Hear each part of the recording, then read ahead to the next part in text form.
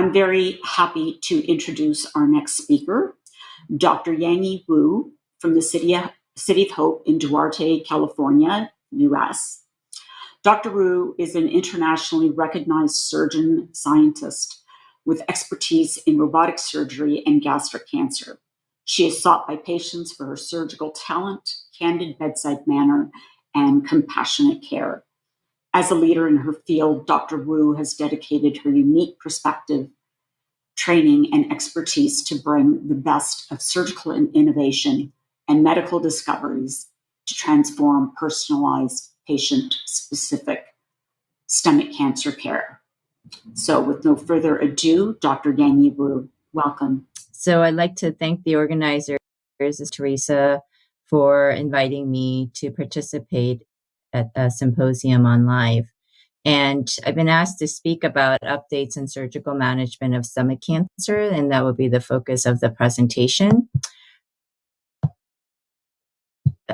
These are my disclosures. I am very grateful for the funding that is received to do work in research looking for novel therapies for stomach cancer and early detection and prognostic markers, and proud to be advisors for stomach as well. The contents of the presentation will include a short introduction, as asked by Teresa, about City of Hope and our expertise in stomach cancer, my role as a surgeon scientist, and updates on the surgical management of stomach cancer, and how does gastrectomy for cancer affect the life of our patient loved ones as it relates to surgical outcomes, and a very brief touch on my research. So this is what City of Hope looks like in a picture. Is located 2 miles outside of northeast of LA in Duarte, California.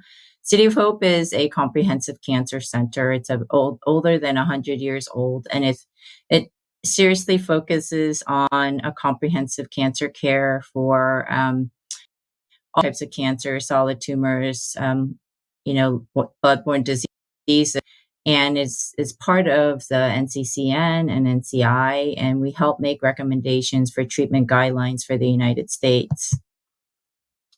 As it relates to surgery, we're experts in robotic surgery and pioneers. We have also, including high volume stomach cancer. One thing that we're known for is developing new drugs, and we've developed Avastin, Rituxan, and Herceptin for cancer treatment. And we have had over 450 patents and new drug applications this year. What is really important is that we enroll many patients on emerging therapies within clinical trials to find new and better treatments for our cancer patients, including for stomach cancer. And our motto is that there's profit in curing the body if the process would destroy the soul.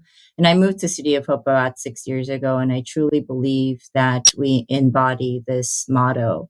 So in stomach cancer care, it's always centered. Obviously, we're evidence-based and very comprehensive. Innovation, science, and technology.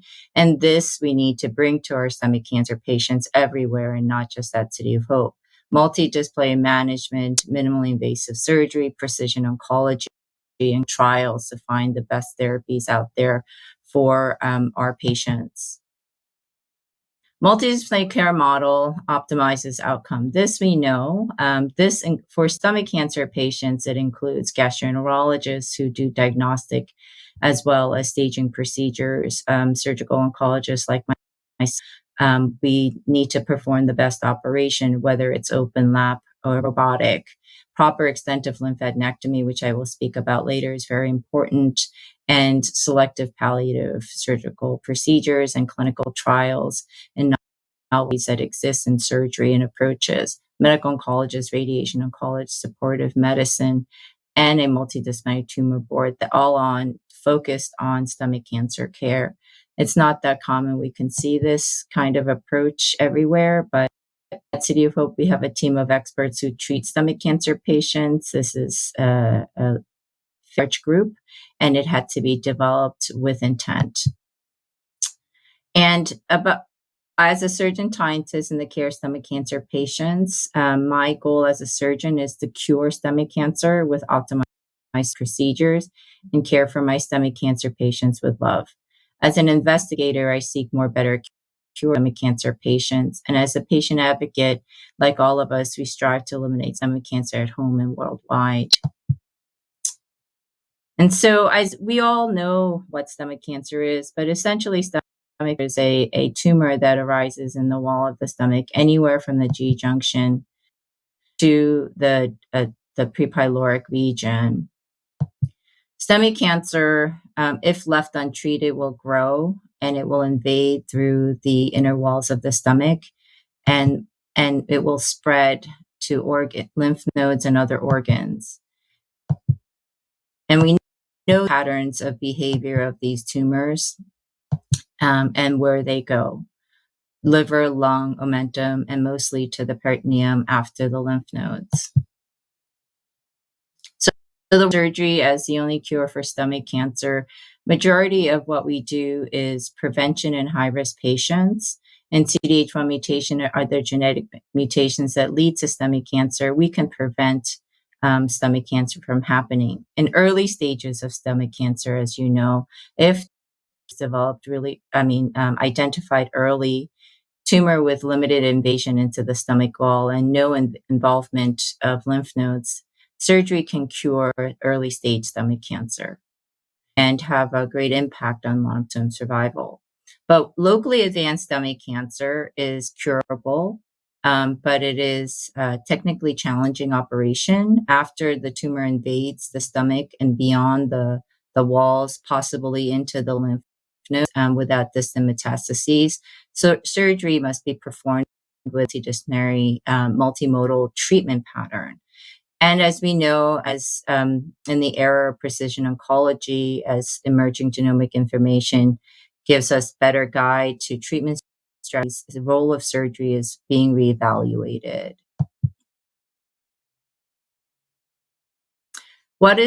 So surgery has the greatest impact on survival, but then what is the goal of surgery? The primary goal of surgery is oncologic excellence. We need to remove the stomach that has the tumor free of margins. And this is when some of you may have gotten an oncology report after your gastrectomy, that you are free of gastrectomy.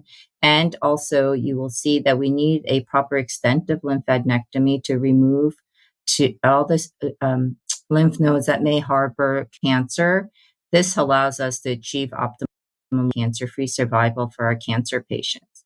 And we can't forget that secondary goal is functional preservation. And for some patients, this may be primary. Surgical therapy for stomach cancer should be personalized to every patient, depending on their health, their tumor characteristics, and the patient's wish. And so thus is a discussion with your surgeon. Key to surgery. There are two keys to surgery for stomach cancer, and that is timing of the surgical resection and the extent, how much is removed. Timing of surgery is survival combined with systemic therapy for locally advanced gastric cancer.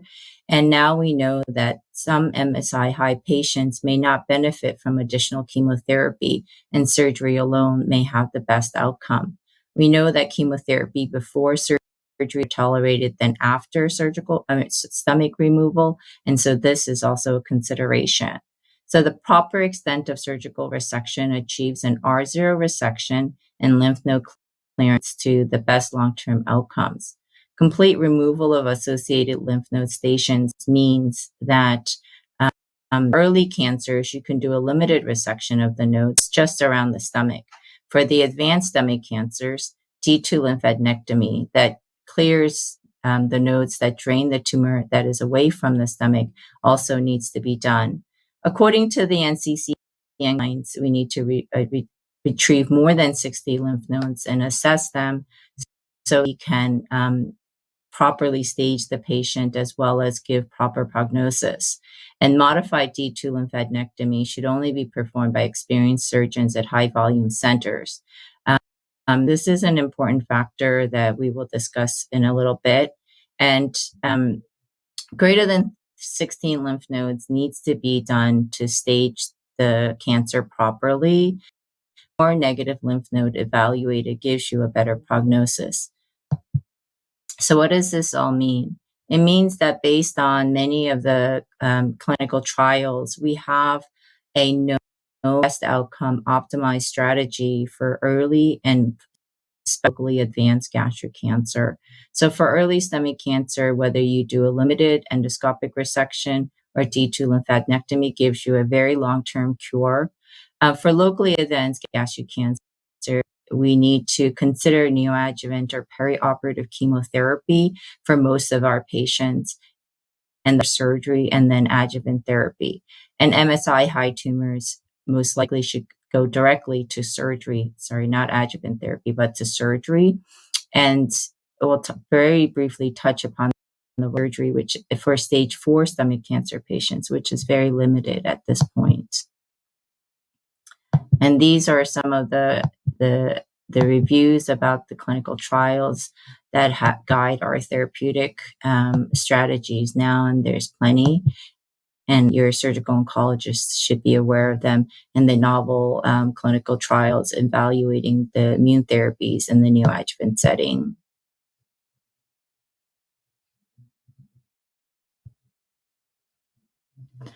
So why is lymph node so important? I know that when surgeons explain what they're going to do in surgery, they may or may not discuss with you why lymph nodes are important. But lymph node status is the number one prognostic factor in stomach cancer patients, and this is independent of age. The number of lymph nodes retrieved during surgery and the pathologically assessed lymph nodes after surgery has a significant impact on patient prognosis. Therefore, the extent of dissection as defined by D1 and D2 is very important. What is performed during the operation, not just the removal of the stomach. For advanced gastric cancer, D2 improves survival, but it is technically difficult. So the studies have shown that D2 lymphadenectomy can have complications, and it wasn't until the 15-year Dutch results came out showing that it improves a cancer free survival that it was recommended by all of the international consensus guidelines. For D2 lymphadenectomy, at least 29 lymph nodes should be assessed for optimizing outcome. This was a study done by my team in collaboration with a university in Korea. So what happens during stomach cancer surgery? Well, the location of your tumor determines how much stomach is read, whether 2/3 of the stomach, if the distal portion, if the located distally, if it's located more proximally, like many of you may have undergone a total gastrectomy, it means that the entire stomach is removed. And then the depth of tumor invasion into the stomach wall, or a clinically positive on a CT scan or endoscopic ultrasound, will guide the surgeon in the extent of nodal dissection. This is a proper lymphadenectomy picture, which shows you the numbers. All the stations where the cancer can go are numbered. And there's been extensive studies on which stations should be removed at the location and depth of tumor. And this is a technically challenging procedure to do. However, many know how to do it. And so the other aspect of surgery is the surgical approach that impacts recovery and quality of life. And so all surgery we know is invasive, but minimally invasive surgery has been proven to improve postoperative recovery and early return to daily life, as long as complications can be avoided. Proper patient selection should be based on factors, tumor characteristics, and surgeon experience. And your surgeon may or may not offer you minimally invasive surgery depending on the extent of the tumor, the surgeon's experience. So what is it about minimally invasive surgery? Well, laparoscopy and robot assisted are two minimally invasive surgical options. Laparoscopic advantages of open surgery have been and demonstrated in many trials: shorter hospital stays, less blood loss, less pain medicine use. It's oncologically safe and equivalent, and we have early return to daily activities. This is not just for stomach cancer surgery, but also for other cancers such as colon cancer and pancreatic cancer. But what are some of the disadvantages of minimal surgery? Well, there's longer operative times. Everyone says it costs more in dollars, but why does that really matter? And lap D2 lymphadenectomy is very technically challenging to perform, and the learning curve for the surgeon is 50 to 100 cases. And in countries like Canada and the United States, surgical volume is not that high. This may be very difficult to achieve. So what are robotic disadvantages and advantages? Well, robotics has similar MIS benefits as endoscopy, but among them has the least blood loss.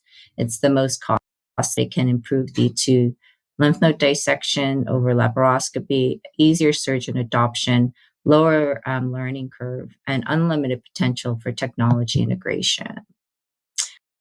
Been a rise in robotic surgery for stomach cancer in the United States. However, less than 20% of all operations for advanced stage stomach cancer is minimally invasive to date. We could see the trends are increasing for all cancers, including stomach cancer, and this increases in robotic surgery.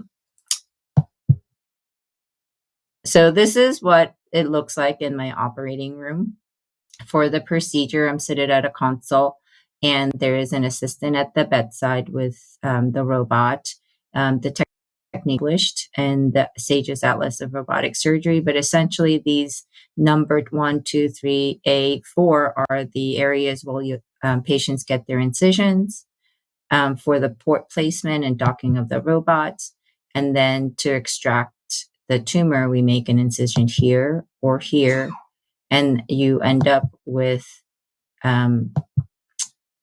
these scars of the operation versus a big scar, a line for an open surgery. I hope this is okay. This is the surgeon's view during robotic gastrectomy after I have removed your patient's stomach. All the lymph nodes, we can clearly see the vessels, and all the lymph nodes remaining have been removed. And the functional preservation to maintain quality life really happens, as you know, because of the reconstruction. After the stomach is removed, we need to reconnect the stomach to continuity. And this is just some pictures of distal gastrectomy and a total gastrectomy on the lower right here, and what we do after to reconnect the small bowel. So really, potential postop complications while in the hospital: anastomotic leaking from these connections, bleeding, intestinal obstruction. I'm sure years have told you this, but longer term, over the months to years, you can have a stricture at your at these connection sites, hernias, small bowel reconstruction, and other potential consequences of dumping syndrome, anorexia, and I'm sure and you were discussing nutritional deficit, the difficulty of weight, managing your weight loss, and the greatest fear, why we fear the scan, and patients fear the scan, is the risk of recurrence even after going through all of this. So we have an ERAS pathway, an enhanced recovery after surgery pathway to. It's a foundation for improvement after surgery. Studies have shown that this has shorter length of stay, reduced serum inflammation, less weight loss, lower cost, shorter duration of IV infusion, and no changes in complication rate. And so enhanced recovery after surgery is a recommended way of recovering you within the hospital after. So at City of Hope, we implemented this, but it really requires an entire team seeing, reevaluating what we're doing after surgery, supportive care to get involved. to do pre-op teaching and post-op management. And it really is a true partnership with all of the involved team members that are not just surgeons, for medical nutritionists and palliative care. So I'm going to move forward in the interest of time, since I was fairly delayed, just to show you that we have standardized this and we want to optimize perioperative patient outcomes, faster recovery. And we learned many things after evaluating our patients, that ERAS, when implemented, has faster resumption of diet, shorter hospital stay, significantly higher lymph nodes, essentially better outcome for our patients. And we are conducting a prospective right now at City of Hope, and this is some of the data showing that most patients will follow the expected postoperative hospital course. And we are investigating reasons for patients who deviate from this pathway to better help manage our patients. This graph on the right just shows you before and after surgery up to in some of our patients. We know that total gastrectomy, after having removed all your stomach, your quality of life recovers much slower and may be worse than the subtotal distal gastrectomy patients. So optimize surgery for stomach cancer patients, adopt robotic surgery. You should ask your surgeon about this, whether they perform D2 lymph node dissection, whether there is a focus on patient recovery with enhanced recovery after pathway, and some improve your outcome after surgery. One area, unfortunately, that we fear and have difficulty treating, even with surgery or medicine, is the peritoneal cosmetosis. Despite the best surgery and perioperative therapies have, many advanced gastric cancer patients will occur or present initially with distant metastases. Peritoneal metastases is becoming one of the most common sites of recurrence or initial presentation. It's associated with myriad of complications, and many of you may have been experiencing. As of yet, there is no cure for stomach cancer with peritoneal cosmetosis, and we are making headway to, and we need to focus on peritoneal cosmetosis evaluation as we investigate much more effective therapies that are coming out currently. So the progress in treatment of stage 4 gastric cancer and stomach cancer, including patients with peritoneal carcinoma, you can see that there's been a slow but incremental increase to supportive care with all the medicines that have come, and we have achieved over a year, over 13 months with the combination therapies for stomach cancer patients, in the patients with peritoneal carcinomatosis. However, this is not enough. There are new trials of many new agents. You can find these trials on clinicaltrials.gov. Investigate new trials for patients in this setting. And regional therapy. So what are surgeons doing for this? So there's been evidence that intraperitoneal chemotherapy can penetrate peritoneal carcinomatosis tumors at much higher concentrations than if you give systemic therapy. So intraperitoneal chemotherapy, hyperthermic heated IP chemotherapy, which is surgical delivery of heated chemotherapy into the belly, and pressurized aerosolized IP chemo have been under investigation for a very long time. Well, IP and HIPEC have. PIPEC is new, the last one. The intent of treatment is curative only if it's done with surgery, and mostly it's palliative and can be preventative. So there's been HIPEC that's been tested for 30 years.